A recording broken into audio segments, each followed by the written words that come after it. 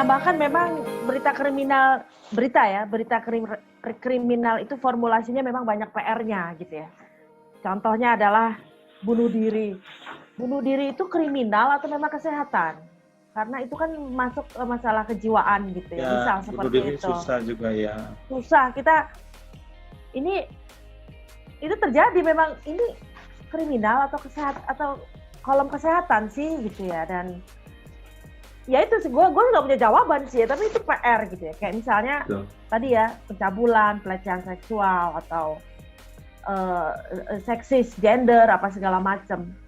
Itu kan ujung-ujungnya satu kisah bahwa ini adalah kalau kita diformulasikan ini adalah kesadaran gender gitu, bahwa perempuan ini selalu paling rentan gitu. Dan itu sekarang terbukti dengan kontroversialnya RUU PKS gitu ya. Itu kan nggak selesai-selesai, tidak ada kesepakatan gitu ya. Dan itu sebenarnya yang tadi yang digambarkan Acir ya, bahwa dari peristiwa sekecil ini, bahwa di belakang atau di bawah permukaan lautnya itu adalah begitu banyak permasalahan-permasalahan yang sulit untuk jangankan diselesaikan, disepakati aja susah gitu ya. Ya itu seperti itu sebenarnya memang banyak PR kayak narkotika gitu ya. Narkotika sendiri kan complicated, apakah mereka kriminal gitu ya. Padahal kan mereka teorinya adalah mereka pemakai narkoba yang karena lingkungan, apa karena mental atau karena udah fisiknya sudah sakit, itu aja nggak bisa sehari 2 hari selesainya gitu ya. Itu banyak memang PR yang sulit diselesaikan di kriminal, tapi hampir semua permasalahan hidup ini ya memang masuknya di berita kriminal harusnya gitu ya. Iya. Gue menambah dikit benar-benar bahwa untuk khusus kasus berita bunuh diri, bahkan ya gue ingat sih terakhir di stasiun tempat saya bekerja terakhir kali begitu ya disebut jangan ditayangin. Udah sampai di titik itu, tapi sebetulnya satu sisi meredam masalah, satu sisi lain tidak menyelesaikan masalah. Karena ada satu waktu memang pernah inget banget, jadi satu berita diberitakan lah yang loncat di mall, diberitain tuh. Besoknya emang micu tuh orang stres lainnya loncat di mall yang lain. Betul. Itu tuh jadi PR memang, isi malakama gitu. Jadi betul belum ditemukan jadi masalah, belum ditemukan solusi, tapi itu juga nggak bisa didiemin gitu. Karena lari ya ke era digital sekarang gitu.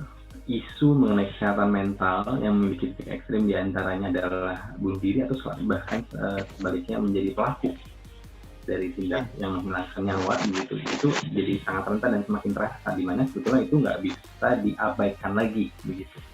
Terlebih gue punya pengalaman ya setahun ketika di UK itu melihat bahwa itu menjadi sebuah udah di campaign dan didengungkan setiap hari gitu dimanapun gitu. Soal mental health issue dan kemudian the probability of suicide gitu, sesuatu yang sampai di tiang listrik ada, di mana ada di stasiun kereta ada, kan banyak tuh yang tidak sedikit lah, bukan banyak yang melakukan tindakan upaya dengan loncat ke rel kereta tuh di mana-mana juga ada gitu. Dan gue pernah jalan dari London ke Newcastle itu 6 jam, itu bisa jadi kemudian di 10 jam gara-gara 4 jam tertahan di jalanan karena ada yang menabrakkan diri kereta begitu. Itu tuh sebuah kenyataan, kejadian nyata dan ada di mana-mana. Jadi back to friend story dan isu suicide itu memang masih menjadi isu yang belum terselesaikan, tetapi gue di standpoint yang merasa emang itu harus jadi hirauan yang serius, yaitu terlebih karena ketika udah masuk di platform digital, serangan bertubi-tubi terhadap kesehatan mental itu makin menjadi-jadi. Even kita cuma lihat IG stories aja, atau mungkin seperti KPA simple, gue nggak mau lagi follow Sophia Lacuba karena itu intimidating, itu kan simple ya. Tapi banyak di level yang lebih atas lagi, dan itu dipahami sebagai mental health issue gitu. Itu harus jadi hirauan karena ujung-ujung bisa bunuh diri, dan itu sebuah kisah gitu. Dan itu tuh nggak bisa lagi diabaikan dengan cara jangan ditayangin, nggak nyelesain masalah gitu. Mendem aja iya mungkin menyelesaikan masalah, jadi tidak ada celah kepada sebuah station atau sebuah ruang pemberitaan, tapi masalah di masyarakat nggak selesai gitu. Tapi mungkin ini cuma sekedar ini aja. Tadi kan disebutkan bahwa yang tadi si Vira bilang bahwa sebuah peristiwa kriminal yang notabene ini adalah sebuah peristiwa kehidupan gitu ya, fenomena sosial gitulah kurang lebih begitu ya. Sebenarnya kan tidak terbatas kepada peristiwa kejahatan saja atau kriminal, termasuk bunuh diri kalau kita melihat itu sebagai fenomena sosial. Tapi si Vira tadi melanjutkan bahwa itu sebenarnya hanya permukaan saja, hanya satu kasus dari sekian banyak kasus yang terjadi selama setahun penuh atau beberapa tahun belakangan ini, gitu kan?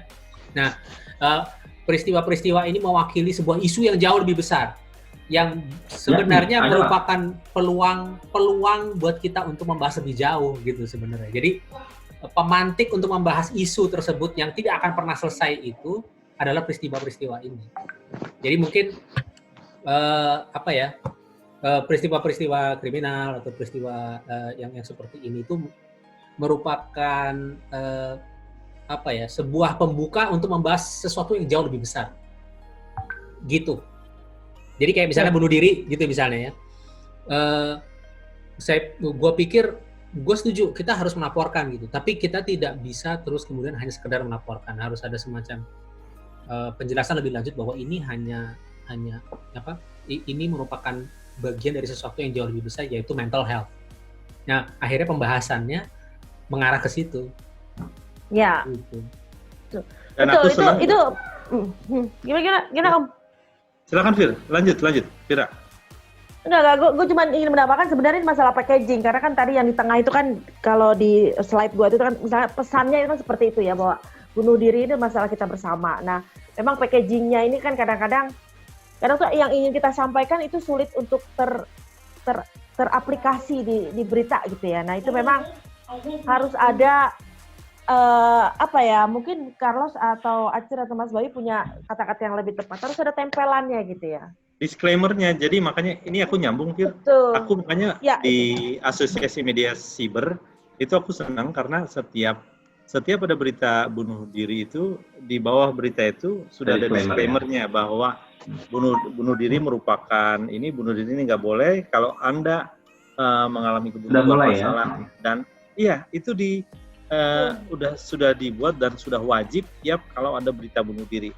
Ada disclaimer di bawahnya, jika Anda memiliki rasa cemas atau hubungi nomor ini gitu ya. Nomor di bawah ini atau klik link ini untuk berkonsultasi. Berita ini tidak bermaksud untuk memicu orang bunuh diri, tapi ini sebagai pembelajaran. Nah, ini memang belum ada nih di berita televisi nih. Artinya bagian disclaimer ini itu sih ya, kalau liputannya bisa jadi pionir lah Om Carlos, kalau yang model yang untuk case ini ya, untuk case suicidal ini kalau menurut gua harus ada itulah kata-katanya apalah nggak tahu ya gua, tapi ditempel di belakang atau di bawahnya gitu bahwa bunuh diri merupakan apa, atau misalnya pakai nasihat dari dengan perkembangan politik Indonesia misalnya pakai pembuka agama misalnya kayak gitu ya, tapi kan memang itu yang didengar gitu ya. Itu sebenarnya ya itulah tapi tracknya kita udah mulai bener lah ya bahwa jadi sebenarnya yang harus dipantau itu bukan hanya berita-berita gambar darah apa segala macam itu, menurut gue sih ya itu penting gitu, cuman lebih penting dari itu adalah bagaimana pesan yang ingin disampaikan ini bisa sampai apa enggak gitu ya, bahwa berita kriminal ini bukan kelas lampu merah sebenarnya, itu justru kelas-kelas yang liputan yang dalam sebenarnya seperti itu sih yang itu. Ya tengah malam, karena percaya nggak percaya gitu ya, info kriminal tuh selalu ramai antara jam 11 sampai jam 2 atau jam 4 pagi. Biasanya jam 2 sampai jam 4 kosong tuh kayak gitu tuh. Nah itu juga menarik sebenarnya untuk ditelaah, kenapa ya terjadinya jam 4 pagi ya. Itu ya kata teman-teman menjelang azan subuh gitu. Menjelang azan subuh tuh orang pada bangun ya Cir ya, waktu itu dibilangnya ya bahwa pasar Keramat Jati udah buka. Benar. Itu juga tips-tips yang tuh anak-anak kriminal udah paham lah kayak gitu. Yeah. Gue paling menambahin sedikit sih pengalaman pribadi bahwa sebetulnya membentuk akhirnya memiliki insting mencari sebuah kisah, mencari rasa logika dan masukkan rasa lagi itu khas di newsroom TV sinetron gitu. Terbentuk banyak tuh justru di liputan kriminal, bukan bencana ya oke, tapi kadang-kadang kita kan sulit untuk menakar, memposisikan kita setnya sedihnya pas nggak gitu, atau ya tidak mengeksploitasi atau tense ketegangan yang kita potret itu juga pas, tidak memprovokasi. Itu hal-hal yang menurut gua sangat terlatih di kriminal gitu. Karena kisahnya macam-macam kayak tadi kan, seperti apa yang bilang gitu, yang meliput orangnya lagi sakau gitu kan.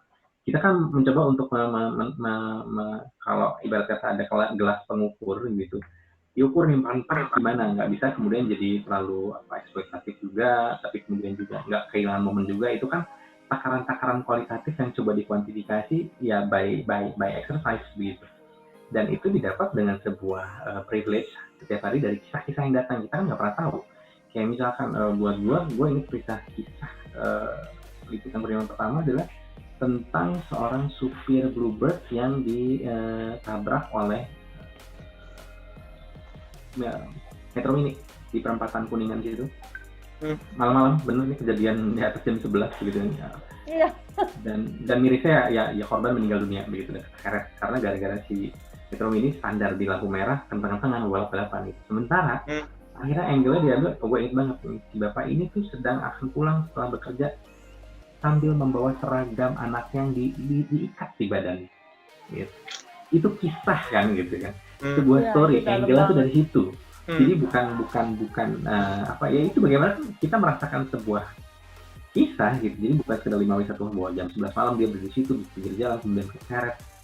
Iya, nggak ada empatinya kan gitu kan, orang jadi malah kengeriannya, jadi malah eksploitasi kengeriannya berlebihan. Kalau dari kisah itu, kayak gue sekarang gue masih goosebumps nih inget cerita itu ikut sedih lagi gitu kan, ingat gitu bagaimana dia harusnya bisa almarhum ini bisa membawa si seragam itu dan anaknya di sekolah Senin, tapi kemudian tidak akan pernah kejadian karena si bapak nggak pulang gitu kan, dan pulang sebujur kaku begitu kan gitu. Bagaimana memanusiakan cerita begitu ya, jadi jangan sampai kita melaporkan sesuatu yang pada akhirnya hanya sekedar statistik begitu kan. Satu lagi korban tabrak lari gitu kan. Humanity ujungnya, makanya aku humanity. Aku makanya agak berselisih paham dengan mantan pimpinan aku yang aku nggak sebut namanya, cuma dia bilang untuk apa berita ini bayi dibuang. Dari zaman itu Nabi Musa juga udah dibuang di Sungai Nil dari zaman dulu. Apa ininya? Apa istimewanya? Gitu. Bukan berita baru. Dalam hati anjing kan, gitu kan istilahnya gitu. Dalam hati aku semua punya story, semua punya kisah yang kalau menarik, gue sebagai produk gue tayangin kalau ada story, ada cerita dan kemudian ada humanity di balik itu. Gue tayangin. Ini langsung dipukul rata. Udahlah berita bayi dibuang, nggak usah lah, dari zaman Nabi Musa aja udah dibuang. Zaman Firaun udah dibuang. Itu dong menurut aku. Cerita satu orang tidak akan pernah sama dengan cerita orang lainnya, walaupun tidak bisa diaplikasikan. Sekilas walaupun sekilas kelihatannya sama gitu, sama-sama buang bayi, tapi kan alasannya dan segala macam itu kan beda, situasinya.